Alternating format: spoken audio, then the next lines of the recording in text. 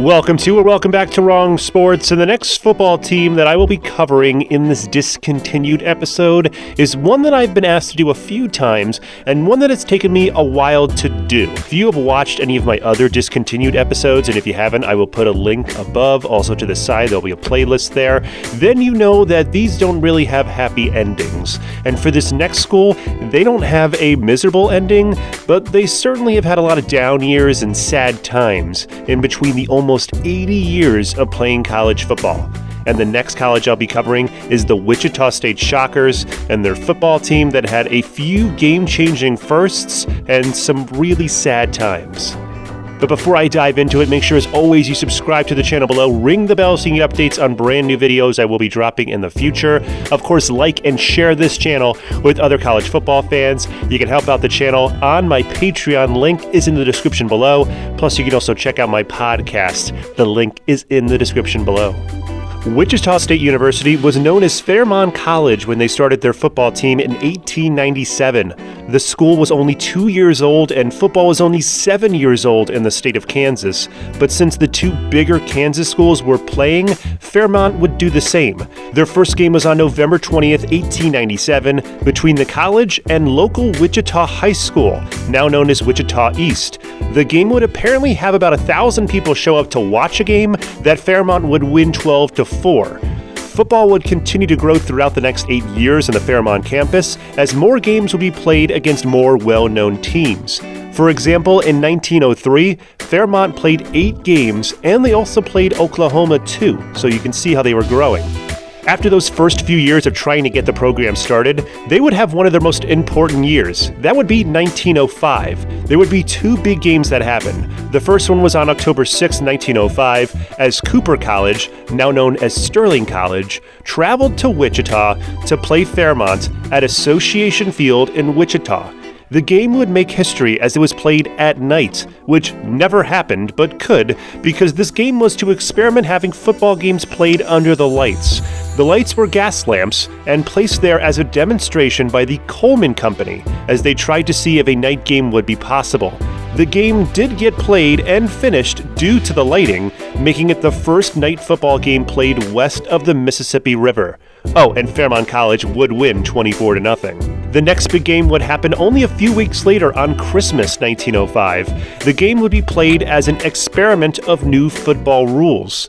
The rules would have teams given 3 downs to gain a first down, and the forward pass would be legal too. The forward pass was talked about, but not really used in gameplay, so this game would show if it could be possible to have this incorporated into it. Fairmont's opponent was Washburn College, also out of Kansas, and they were coached by the legend John Outland. But since this game was not technically a regular season game and Outland was an official for the game, he didn't really coach the team, he more just officiated the game. But the experimental game would go off without a hitch, as game conditions were excellent, but the teams couldn't understand or make the forward pass concept a positive for their offenses. Some passes were thrown in the game, but most of the offense was done through punting. Yes, punting.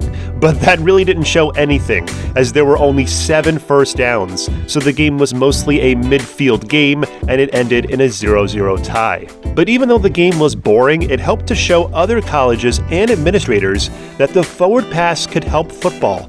This would come to a head only 3 days after this game, as over 60 colleges met in New York City to discuss rule changes to make the game safer. The forward pass would be legalized, as well as other rules to help make the game safer, but it also helped to establish the Intercollegiate Athletic Association of the United States. That would be later named the National Collegiate Athletic Association, or the NCAA. So in less than 10 years, Wichita State/Fairmont College would help to change football. They helped to change the rules and also usher in night football games. But after that big game-changing year, nothing really would happen in Wichita over the next couple of years. Fairmont College would just keep winning. They would have winning records through the first decade of the 1900s, including going 8-1 in 1908, where they beat every single Kansas team until they played Oklahoma, where they lost. But Fairmont would also suffer through so many coaching changes during this time too. That would be mostly seen in the 1910s, as they would have 6 coaches in that decade, with most leaving after 2 years. This affected the program too, as they had just 3 winning records, but 2 were at the beginning of the decade, so they really started to go downhill. At the beginning of the 1920s, Wichita would suffer, but would really start to hit their stride toward the end of the 1920s.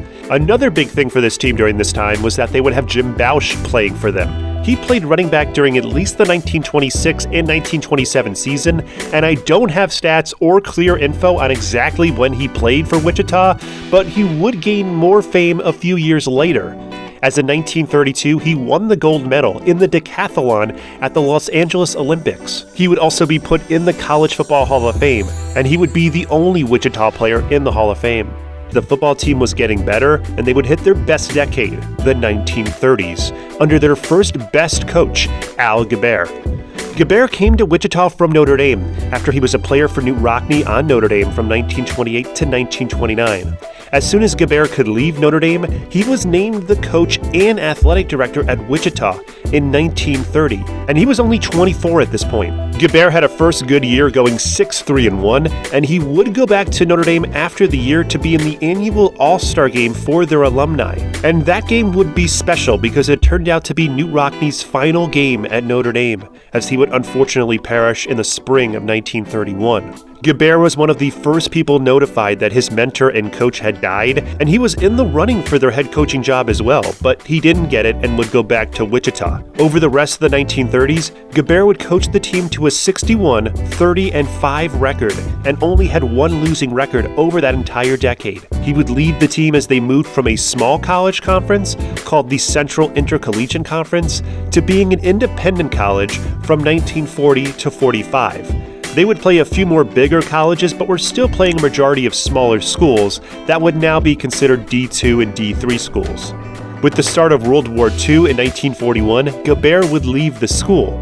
Wichita would play in 1942, but like most schools, didn't play in 1943. They would come back in 1944, and they would also have a new coach and athletic director in Ralph Graham. Graham was from Kansas and a Kansas State alumni, who was an assistant at Indiana before coming back to Wichita. He would coach in 1942 as they went 5-4, but he had to go off to war for 2 years. And when he came back to the school in 1945, he did 2 pretty big things. First was that Wichita would join a conference, as in 1945 they joined the Missouri Valley Conference, which was considered a pretty good one, as they had Oklahoma A&M, Tulsa, Drake, and St. Louis. Next, he wanted to integrate the school, and he didn't have to look too far to do that, as one of the best track athletes and runners in Kansas, Linwood Sexton, was on campus just as the war was ending. Sexton was from East High School in Wichita, where he won 2 KU relay championships and 2 state titles, and was thought to run track at Wichita, but Graham managed to talk him into a fall sport too, so he was playing football starting in 1945. Sexton would get on the field and change their offense, as he was named to the all-conference team in 45, 46, and 1947. Along with that, he helped the team go to their first bowl game, as they went to the Raisin Bowl in 1947, where they lost. Wichita State never had a losing season, and Sexton was the first Black American player to have been named Missouri Valley Conference All-Conference Player 3 times in a row.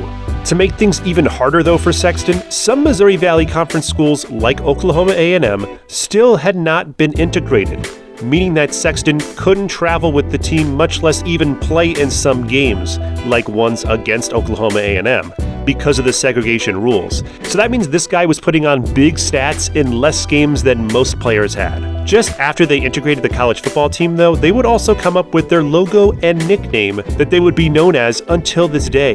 Until 1948, the university used a nameless shock of wheat as its symbol. But after a contest on campus looking for a tougher mascot, a student would come up with a better logo and a name for the mascot in Woo Shock. And that mascot still roams the sidelines to this day. And I will agree, this mascot is one of the coolest ones still around. Even though they had the new mascot and they were in the big conference, they could never win the Missouri Valley Conference. That would change though in 1954, as they had their best record ever, going 9-1, and they were undefeated in the Missouri Valley. In addition, they also beat their first ranked team as they upset number 13 ranked Cincinnati 13-0 on the road. They would repeat as co-champions in 1955, but then hit rock bottom soon after, as they went 1-9 in 1957 and built the team back up for another great run to start the 1960s. That short run was led by Hank Foldberg, who played for the amazing Army teams during World War II and then became an assistant, mostly at Florida. He coached 1960 and 1961, where he compiled a 16-5 record and won 2 consecutive Missouri Valley Conference championships, going undefeated in conference play. After the 1961 season, Foldberg would help the Shockers to the Sun Bowl, their second bowl game, where they lost again, but still, they got to another bowl game. Foldberg would leave after the season to be the head football coach and also athletic director at Texas A&M, telling his Wichita Shockers players that he wouldn't have left, but this was the only job for which he would leave Wichita, so that's pretty good praise for Wichita. He had previously turned down an offer from the University of Nebraska to coach the Cornhuskers football team, so that showed just how much this guy loved Wichita at this point. With Foldberg leaving, Wichita would have to go out and find another head coach.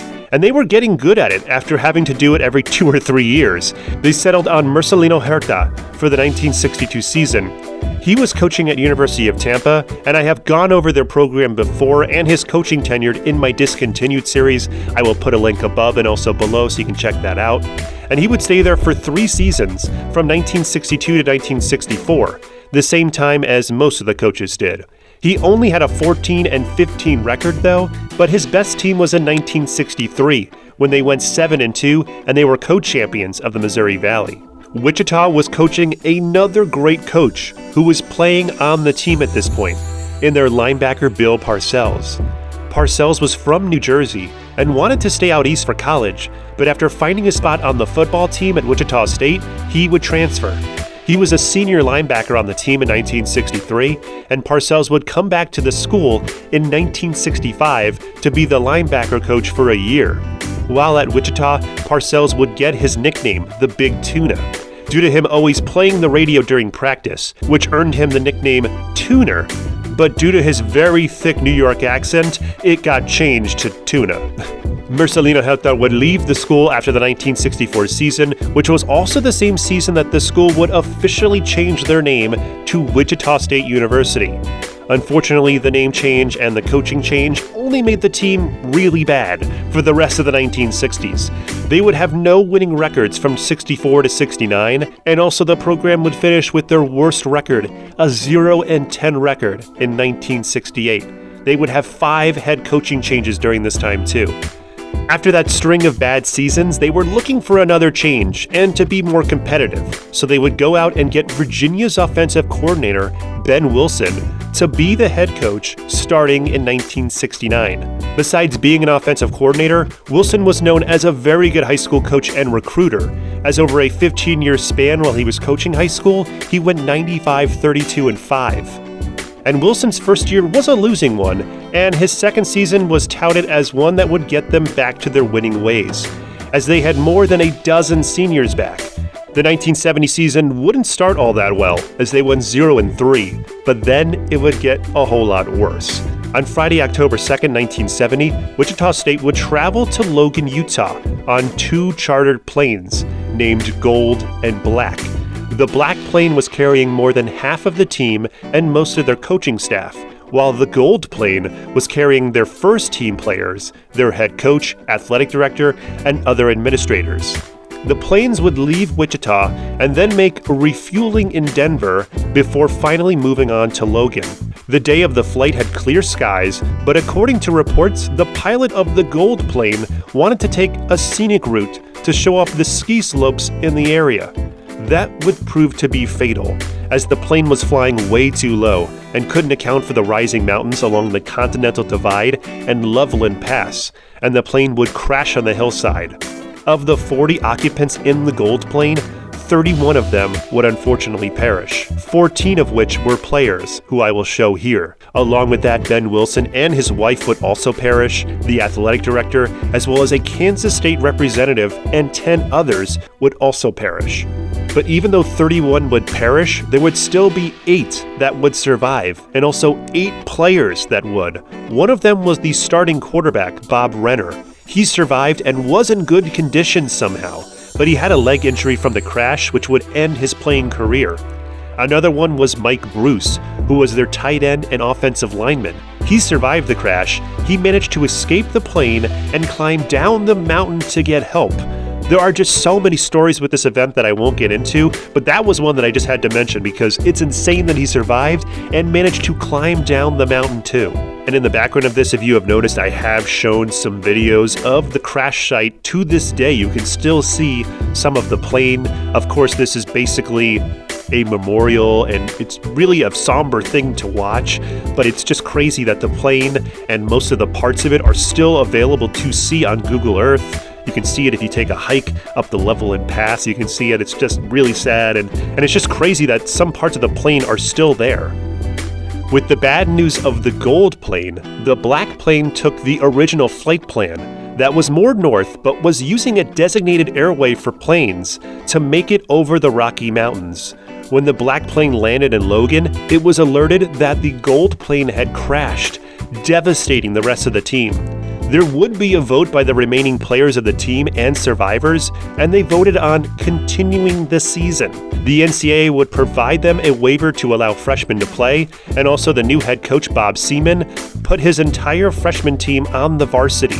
This would create what was later coined as the second season for Wichita State in 1970. The 1970 team consisted of 43 freshmen, 24 sophomores, 6 juniors, and only 3 seniors. The second season would start only 3 weeks after the tragedy, as the team would travel to Little Rock to play the top-ranked Arkansas squad. Before the game, the Arkansas crowd would cheer loudly for Wichita State, just showing up for the game. And during the game, the Arkansas fans cheered for any effort demonstrated by Wichita State. The Arkansas fans were like the coaching staff, and that they were surprised Wichita took the game. And Arkansas didn't want to make it look so bad, so their coach Frank Broyles would bench his first team after 7 minutes in and would end up using mostly his bench, as Arkansas used 61 players that game. That would slow down the game just a little bit towards the end, but it still ended in a 62-0 win by Arkansas. The next week would also see their first game back at home, as they had homecoming versus Cincinnati. A crowd of over 27,000 would show up, and before the game there was a 15-minute ceremony to commemorate the team's return. The Shockers would play 7 freshmen and 10 sophomores in the game, and didn't give up as many points as they did last time, and they also scored some points too. It wasn't that many points, but really any points were considered a win for this team. They lost 35-5, but they were improving. The second season team would continue to show improvement as the team would score over 20 points as well as take their first big lead of the season. In their season finale, they played Louisville and jumped to a 17-0 lead. But due to their inexperience, as well as the rigors of the season, the team would get tired and eventually lose 34-24. They would finish their season 0-9, and I'm not sure why this team never had a movie made about them like Marshall did, because continuing their season after what they went through was just amazing. But I think a big reason for this being forgotten was because less than 2 months after the Wichita State crash, the Marshall plane crash would happen. After the season, Bob Seaman would continue to be their head coach, and he would continue to coach their team through the 1971 season, as the team would get their first win and finish with a 3-8 record. This year would also see a plane crash survivor take the field again and make a difference. That player was running back Randy Jackson, who has an amazing survival story, as he not only survived the crash, but he also had to climb through a hole in the plane to get out of the fiery conditions, and he would also get down the mountain. He was hospitalized in serious condition with deep lacerations on his face and multiple bruises. It would take him a few months, but he returned from his injuries to play on the 1971 team, and he led the team in rushing too, as he had 820 yards and 8 touchdowns. And this 1972 team should be considered an amazing comeback story, as only 2 years after the fatal crash and tragedy, the team would finish with a winning record for the first time in 9 years, as they went 6-5. This was more incredible not just because of the tragedy, but because of how bad this team was in the 1960s before the crash, as from 1964 to 1972, this team only won 11 games. including 2 winless seasons. Bob Seaman would coach at Wichita until 1973 and be more well known for him returning the team to the field more than his overall record. Wichita would next hire Jim Wright as their head coach in 1974. Wright was a Texas A&M alumni, and he was an assistant all over the South, most recently at Tennessee. He would have a few tough years, especially in his first year of 1974, where the team had a putrid offense, where they only scored 8 points per game, and a defense that was blown away early in most games, giving up 28 points per game. After that bad season, the team would start to win more and more, getting to a 5-6 record in 1977, and looking like a winning season was coming in 1978. They would start well as they had a 3-1 record, but then lost 2 games on the road to be an even 3-3. Only needing 3 more wins out of 5, they would win the first one, but then lost their last 4 to end up at 4-7. Wright would leave the school after that. In 1979, Wichita State were close to the bottom of the barrel in the new Division 1A, and after getting the program back on track, they were looking to find a winner to be their next coach, and they wouldn't set any parameters to find that next coach. I say that because Wichita State would break the mold and would go to the HBCU ranks to hire their first and Division 1A's first black head coach, as they hired Willie Jeffries. Jeffries was a player at South Carolina State in the 1950s, and he would be an assistant at Pitt before he went back to his alma mater as a head coach in 1973. While at South Carolina State, he would win the Mid-Eastern Athletic Conference 5 of 6 years and 2 Black College National Championships. He was coming in with a winning mentality, and after a first year of a 1-10 record, he would start to win, as he had a 5-5-1 record in 1980 and a 4-6-1 record in 1981, before he finally broke through as they had an 8-3 record in 1982. The 8 wins were the most for the school in almost 2 decades, but it would also lead to something that didn't make him or the school look really great. As in early 1983, the NCAA would find Coach Jeffries and the school guilty of multiple improper benefits to prospective athletes. They also found that they were lying to the NCAA officials and telling prospective athletes to lie as well. These infractions would cause the school to be on a 2-year television ban, as well as lose 5 scholarships over the next 2 years, and ban them from postseason participation. Jeffries wouldn't be fired, but he would be leaving the school after that, to go to Howard after the 1983 season. So his coaching career and him breaking through the color barrier for coaching gets a little muddy. After Jeffries left, Wichita would hire another coach with a long tenure as being an assistant. His name was Ron Chismar. Coach Chismar would have to navigate through the 1984 season with less scholarships and a conference that was slowly ending. More on that in a moment, though, as the team went 2-9 in 1984 and then made a 1-game improvement in 1985, and finishing towards the bottom of the Missouri Valley. But the Missouri Valley Conference was about to end after the conference administrators voted to drop the sport from the conference. The main reason was the Missouri Valley Conference was a mixture of NCAA 1A teams, that means FBS teams. Tulsa and Wichita State were that. Meanwhile, they had 6 NCAA 1AA teams, or FCS teams, as they had Drake, Illinois State, Indiana State, Southern Illinois, and West Texas State. So the 2 FBS teams were giving up a lot of schedule space and also not really getting anything in return, as there weren't any concrete bowl tie-ins for the Missouri Valley Conference teams. And when the 1980s started, Tulsa would start to complain about this arrangement and started to make plans on leaving the Missouri Valley Conference for independence or another conference. So the end of the Missouri Valley Conference just accelerated after that. For the 1986 season, Wichita would fill out their schedule with mostly 1A teams, like Florida State, Cincinnati, Arizona State, and Iowa State, and they went 3-8. When the season ended, though, more bad news would come. As on December 2nd, 1986, Wichita State President Warren Armstrong announced that the school would no longer sponsor football due to the financial strain that the football program placed on the university. The school had seen this coming for a few years, but wanted to make sure they did more research, so they had a consultant come in to comb through the athletic budget. The consultant found that the school would need to raise between $3.5 and $4 million just to play in 1987. And more than half of that money would go to paying off debt that the school had accumulated over the previous years. According to the news reports, after boosters and fans got word that the school was using a consultant and digging into financials of the school, it scared them off from donating to save the team, as most thought it was a losing venture. In the same report, the school had lost upwards of $860,000 in 1986, which was more than any other Division I single-A school, and it was crazy to see a Division I-A school dropping football in general at this point. But as of December 1986, Wichita State would not play another down of football. There were various times that the program was thought to come back, such as in 1998, when a 15-month study was done and concluded that they could bring back the team, but then they didn't. Then in 2006, the Wichita, Kansas mayor brought up a plan to use public funds to bring the team back, but again, that didn't happen. Another time was in 2012, when an attempt to create a club-level team that would eventually lead to a full-fledged program went nowhere. Finally, in 2017, when Wichita State went to the American Athletic Conference, there was a thought that maybe they would bring back the football team to a conference that could actually run a normal conference. But that still hasn't happened as of 2023. But this team was unlike any other team that I have covered in the Discontinued series, because they had a strong fan base at the end of their run.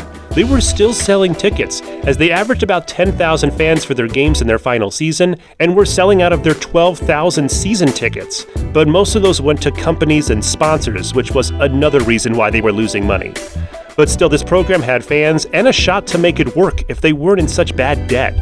Along with that, I feel that them being in the Missouri Valley Conference really hurt them, because even though they were in a conference, they were in a weird hybrid conference that didn't have any tie-ins with bowls or conferences to make them more money. Then when Tulsa wanted to leave the Missouri Valley Conference, it was just a matter of time, where either Wichita was going to go independent or go down to the 1AA ranks, which never seemed like a possibility for them for some reason. Some people will also say that the probation that the school went on in 1983 didn't help, as it took some money out of their coffers, and also gave this team another black eye, leading to the closure. The Wichita State Shockers football program had a record of 375, 402, and 47. They had 41 winning seasons out of 89 and went to 2 bowl games. Usually pick a best team in this Discontinued series, but I had to pick a couple here. First, I wanted to pick the 1963 season because they went 7-2 and won the Missouri Valley Conference, which was the first time they did that in a while. Then I wanted to pick 1972. Even though they went 6-5, this was their first winning record in a while, and it was only 2 years after the tragedy of the plane crash. Third, I'm going to pick 1982, as Willie Jeffries got them to their best record in over 3 decades or so, as they won 8 games. This team has such a crazy and sad history, and I'm surprised that more talk about bringing this team hasn't happened more recently. The college is in a pretty big city now, and they are in a good and solid conference with both tie-ins and TV money, so it wouldn't be that hard to create a new football team. Okay, it might be a little difficult because they do need a lot of money, especially nowadays, but still, they are in a good conference that would probably help them make a team. The only drag now is that they just need a new stadium, since the school and the city have agreed on demolishing Cessna Stadium in the summer of 2023 for a new complex for all athletics. But thank you so much for hanging out with me on this journey as I go through the history of the Wichita State University Shockers football program. Tell me what other schools you want me to cover in the comments below. Of course, if you haven't already subscribed to the channel, please do so. Ring the bell so you can get updates on brand new videos. And of course, help out the channel on my Patreon. All the links are in the description below. Have a fantastic day.